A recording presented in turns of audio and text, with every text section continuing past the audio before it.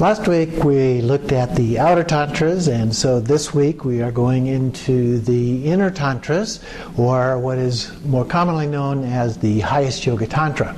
And so we begin with that, involving more complex kinds of visualizations than we did with the outer. And so it's part of a stepwise process, as we have been describing. Only here now we're increasing the level of complexity involved in the visualization. So we move from peaceful deities to wrathful deities involving a consort. So there's two figures involved. There may be a mandala with a number of other additional figures involved in this. So it gets increasingly complex. Even within Highest Yoga Tantra, we also see the possibility of increasing levels of complexity at different levels within the tradition. And so, as I mentioned, the inner Highest Yoga Tantra deities tend to be wrathful instead of peaceful, and that is said to deal with some of the more complex or subtle obscurations that we tend to have. And so it takes that wrathful fist of the deities to deal with those really subtle kinds of obscurations as a part of that. As I mentioned, they are also usually in union with a consort, and they tend to be naked or wearing bone ornaments or animal skins, those kinds of things, as opposed to the royal garb of the outer tantras. They also have this elaborate mandala as a part of it, but in essence it's still a form of shamatha meditation. It doesn't matter whether we're focused on our breath or a small outer object of some kind, an imagined object, a simple deity, or a very complex mandala involving various deities and so forth. It is still a form of shamatha, single-pointed, calm abiding. Focus is just more complex. And so the level of training our mind increases in complexity as we move through these different levels.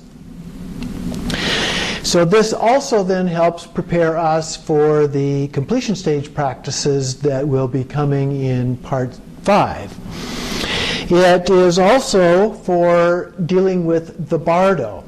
The Dzogchen Panlop Rinpoche says that when we do the practices, we are preparing for this life, to become enlightened in this life. But in the event that we don't, we have plan B. We can go ahead and prepare for the bardos. And it really doesn't matter. You are doing both in either case. As we prepare for enlightenment in this lifetime, doing those same practices also help us in the bardo. And we will see that when we get to the bardo teaching, specifically in the completion stage practices, of which they are a part.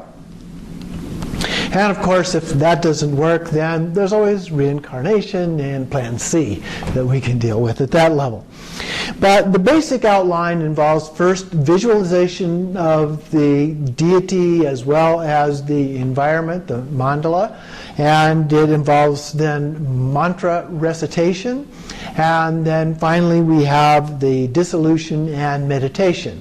Now those are then typically sandwiched between some the refuge, of course, and various other opening prayers and closing prayers at the end. And so there's a variety of other things that are involved in these in different levels of complexity, as we will see. There tend to be 3 levels of sadhana practice.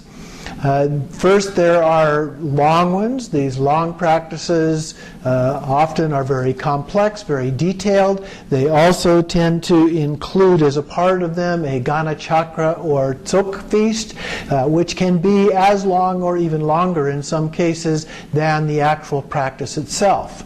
And we'll talk a little bit more about those in a moment. These are primarily used on special occasions or during retreat. During retreat, the Ghana Chakra part of it would typically be done in the 4th session. In retreat, we typically have 4 sessions of practice. So we may have an early morning practice, a morning practice, an afternoon practice, and an evening practice. So during that evening practice, the 4th of those is the most common time to do the full practice, including the Tsok feast. Then there are also middle-length practices. The middle-length practices typically take around an hour, give or take, and so they become very typical practices that are included for group practice, but others have sufficient time to do them as individual practices, or you might want to do one of those on a weekend, for example, if you have a little bit more time to do it on a Saturday or Sunday. And then there are short daily practices. These are particularly convenient for lay practitioners in the West that have very little time for doing these kinds of practices, and so you can typically do these in just a few minutes, or they can be lengthened by extending the actual meditation part of the practice, the mantra recitation part of the practice, so it gives them some variability in terms of how long that it takes you to do these practices.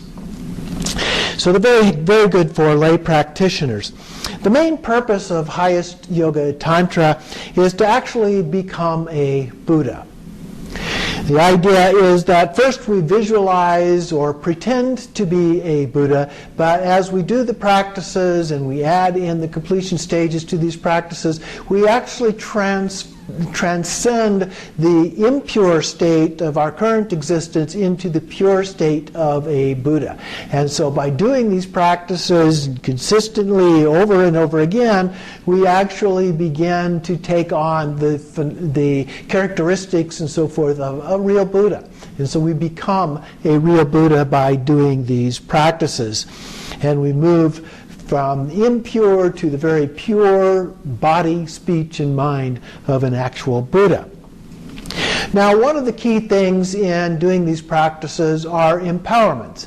In the outer tantras, there are also empowerments, but they are often not required for doing the practice. Some lamas do require them, but oftentimes they are recommended but not required. In Highest Yoga Tantra, however, the empowerments are almost always required.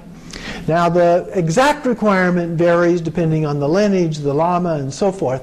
What we may have at one end of the extreme is a lama who requires that you have the specific lineage practice, the specific sadhana practice that is being done as the empowerment.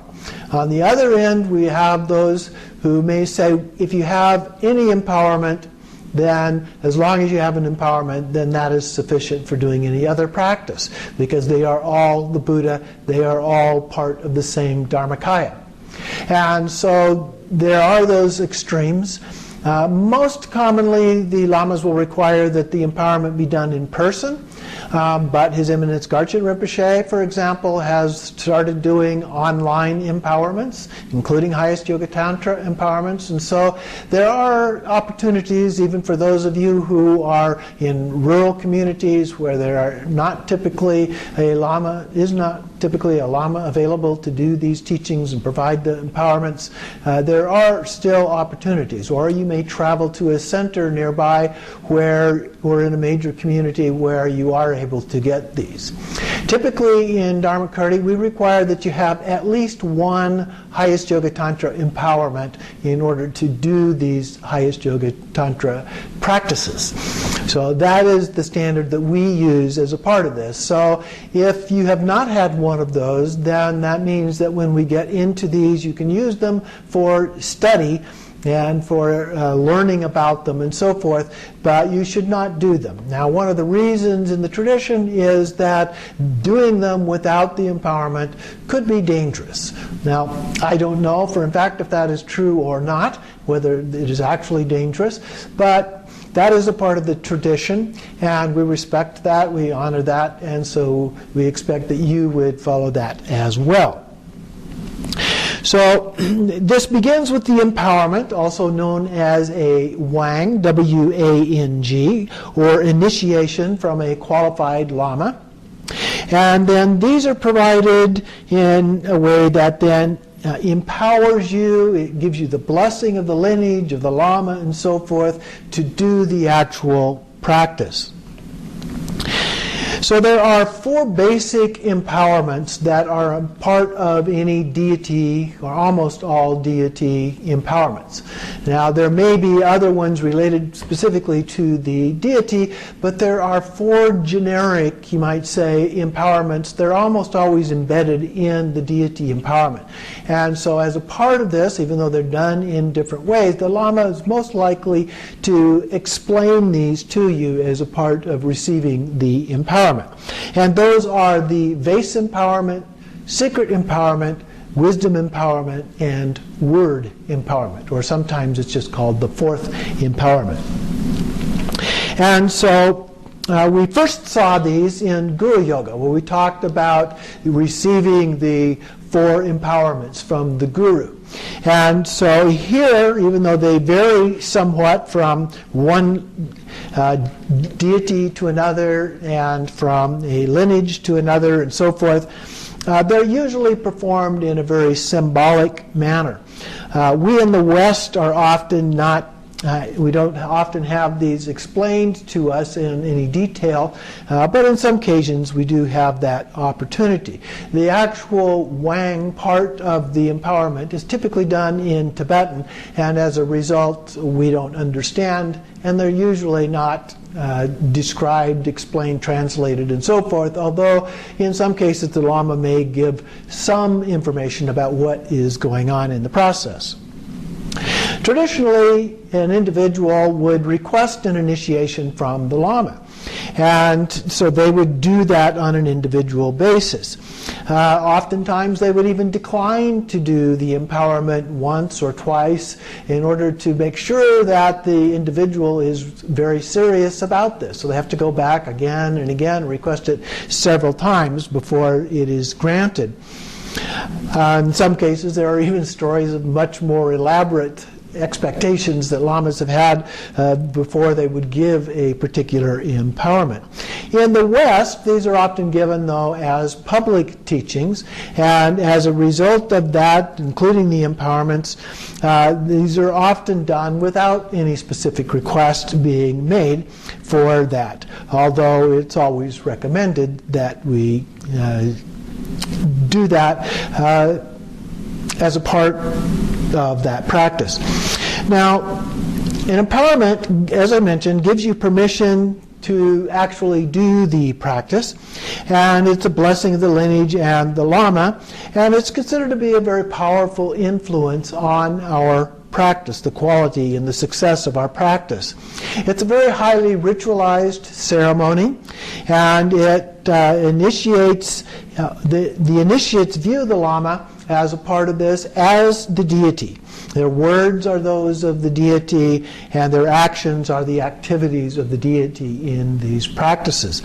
Now, most empowerments begin with some opening prayers and some purification. You may do Vajrasattva, for example, as a purification practice, and there may be a ritual in which you're given a small amount of water that you take in the palm of your left hand, typically, to start with, and then you take that in your mouth, you go outside, and you expel that outside as a symbolic gesture of purifying your body and speech and mind as a part of that. So we symbolically cleanse ourselves. In large settings, however, typically we would not go outside. We would take that and just take it into our mouth and go ahead and swallow it at that point. The specific empowerments then, the vase empowerment, is similar to that purification kind of ritual. Usually, though, it is taken in the right hand, and we take the water and put it in our mouth, and in that case we do swallow it, and then wipe the palm of the hand across the crown of our head, and that becomes the purification of all defilements of our body, speech, and mind. It also then empowers us to do the generation stage practices, and it plants the seed for attaining the Nirmanakaya, which is the physical manifestation of the Buddha. And then the next one, although the ritual varies somewhat from one lineage and tradition to another, we have the secret empowerment, which purifies our speech. And here it empowers us to do the completion stage practices, as well as planting the seed for attaining the Sambhogakaya. Now, as I mentioned, this varies a little bit from one tradition to another, so the Lama should give you a specific explanation of exactly what you are being empowered to do as a part of this. Now, this is called secret because it includes the completion stage practices, which are considered to be secret.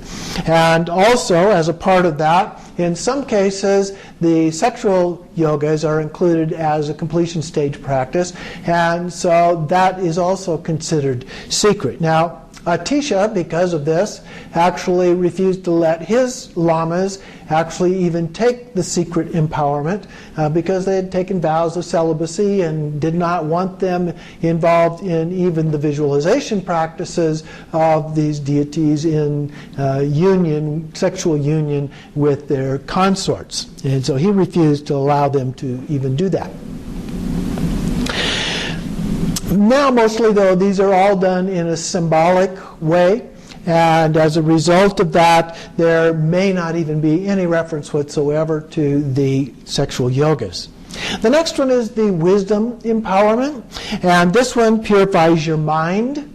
It empowers you to do specifically the sexual yogas. In this case, the Nyingma tradition in particular includes these in these empowerments oftentimes, and sometimes others do as well. And this plants the seed for the realization of the Dharmakaya, the truth body of the Buddha. And so the exact empowerment and what you are being empowered to do, as I mentioned, varies from one tradition to another. The sexual yogas are most commonly done as visualization practices with a visualized consort, the Jnana Mudra, as opposed to the actual consort, the Karma Mudra. And for the most part, these practices have actually died out in the traditions, although they do still remain in some cases. There are actually very few qualified masters who can teach these as actual consort practices these days. And so they are somewhat rare in being taught how to actually do them. But there are a few branches that do that, primarily within the Nyingma tradition, and it's particularly relevant for lay practitioners since we do not typically take vows of celibacy. So it can be helpful, but there are some risks associated with it, and we'll talk about that in the last session of this part of the class. Finally, we have the fourth, or word empowerment, that we do. This purifies any remaining subtle obscurations that we may have and empowers us to do the non-dual practices of Mahamudra and Dzogchen. It plants the seed then for the realization of the Swabhavakakaya, which is a little bit like, there's a close parallel with, if you're familiar with it in the Christian tradition, the idea of the Godhead. And so we have Jesus as the physical manifestation, we have the Holy Spirit as a spirit or energy manifestation, we have God as the truth body, if you will, and then we have the Godhead as the union of all three of those. And so the Swabhavakakaya is parallel to that. It involves a unification of the other three in the Buddhist tradition. And then, at this point, we transcend the use of either the Jnana Mudra or the Karma Mudra, and we realize the Mahamudra. Now, there are countless variations based on lineage and practice texts and so forth, and how these are approached and how the empowerments are given. But another part that may be included is called a lung, L-U-N-G. And this is an oral reading of the text. And so they may give it an actual oral reading, oral transmission of the text as a part of this. And it may include then a recitation of the mantra. Typically, as a part of that, the Lama would give you a few words at a time when the group then recites those few words. And they may go through that 3 times. And in a few cases, then they may expect you to then go through that collectively together and have the group recite the mantra over and over again. I like to try and give everybody in the group, when we do that, a copy of the mantra so they have that as a reference. It's a little bit hard to memorize a long mantra with just 3 repetitions. So in some cases, the Lama will also explain the text. This is called a tri, T-R-I, and it explains how to actually do the practice. Now, the degree of explanation varies considerably, but sometimes you're even left on your own to figure that out. So it's nice to get that when it's available. It's also fairly common for an empowerment to include a Gana Chakra or Tsok feast. In this case, people bring snack foods, usually, to the empowerment, and then the Lama will use those as a way of giving that out to everyone, and you literally have a simplified feast as a part of it. When it's done formally, first of all, there is a small plate that's given as an offering to the deity, another plate that is then given as an offering to the Lama, and then plates are given to the ordained Lamas who are present there, and then to the rest of the audience. Now, as a part of that, one of the things that you do is keep one of the pieces of that to give as a remainder, it's called. And so you want to think about, well, this is probably going to be insects or small animals that, or birds that are going to actually be eating this. So try to pick something that would be appropriate for them. But it's actually being offered not just to them, but to all of the spirits in the area. So we make this offering, and a Lama or attendant will come around and pick up the remainder. Just one small object is sufficient from each person, and pick that up and then take that outside as an offering. At the end of the empowerment ceremony, there is also a tradition which we referred to when we were looking at the etiquette, and that is to make an offering to the Lama. And that offering typically is a kata, usually a white scarf that is presented and offered on your hands to them, which they then take and put around your neck. They may put their forehead next to yours and say a brief prayer as a part of that.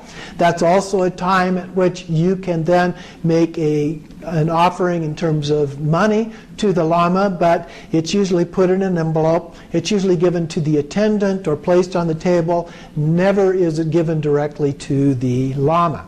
So you want to be prepared in advance, have your kata ready, have any money ready and in the envelope in order to give. If there's a translator, it's also tradition to give the translator a small donation as well.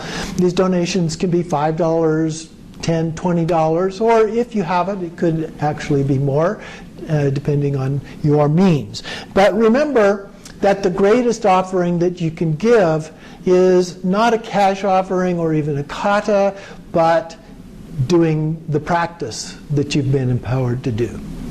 So that is the most important thing for you to keep in mind as you make the offerings at whatever level that you are able to do.